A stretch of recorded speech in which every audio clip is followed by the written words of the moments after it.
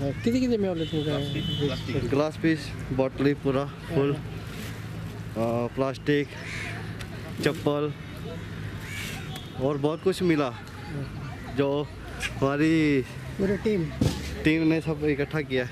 बिचोलेसान येयल्ले आसा. सो आमचा टीम आलाय to clean the beach. So चडशा जाग्यार आमकां फुटलेल्यो बाटल्यो, बियरच्यो बाटल्यो, अल्कोहोल बाटल्यो मेळ्ळ्यो. अशें जावप करना. तुमी पिल्यार जाता पूण जंय कितें स्टोरेज दवरला गव्हर्मेंटान तितून तुमी घालपाचें, अशें भायर उडोवपाचें ना. अशें आमचें टीम आसा. Yeah, I'm Sanjay Kajuria. I'm the Director Corporate Affairs for Nestle in India. We're very happy that you could come in here. The activity which you see, and you see a lot of excited and enthusiastic volunteers. Today, as you know, is World Oceans Day, and we have all collected here to clean up Beach Miramar. The purpose is to create awareness amongst everyone, all stakeholders, whether it's consumer, corporations, officials, just to make sure that this planet needs more cleaning.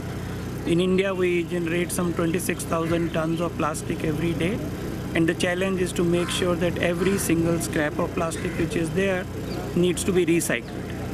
So this is Nestle way of creating this. We are doing a lot of work within our company in reducing and making sure that the plastic which gets out also gets recycled. This is our way of saying that let all of us get together and on this World Ocean Day take a pledge that we will make sure that our planet is clean. Who are partnering with you today for this? Many partners, you can see it here. GTDC is participating in this event and we are very thankful for their support. Panaji Municipal Corporation, we also have Drishti as an NGO. If you see that side, there are a lot of school students who have come in, our own employees and their families are here. So it's a huge stakeholder collection. The minister is going to come in a while and you will meet him here as well.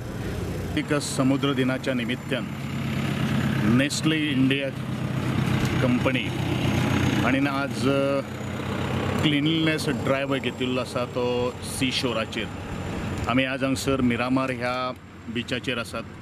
खूब बरें दिसलें की social responsibility म्हणल्यार कितें तेजें एक ज्वलंत उदाहरण आज नेस्ले इंडिया कंपनीन आज आमच्या मुखार हाडिल्लें आसा. आज ही जबाबदारी फक्त एका कंपनीचीच न्ही, ही जबाबदारी फक्त एका सरकाराचीच न्ही, ही जबाबदारी आज प्रत्येक नागरिकाची जावन येवन पडिल्ली आसा. आपलो सभोवतलचो वाठार, आपले सभोवतलीचो परिसर जो आसा जो कसो नितळ उरतलो आनी आमी त्या रोगराई पासून कशे मुक्त जातले हें जर आमी करतले जाल्यार आमचो परिसर आमकां स्वच्छ दवरचोच पडटलो.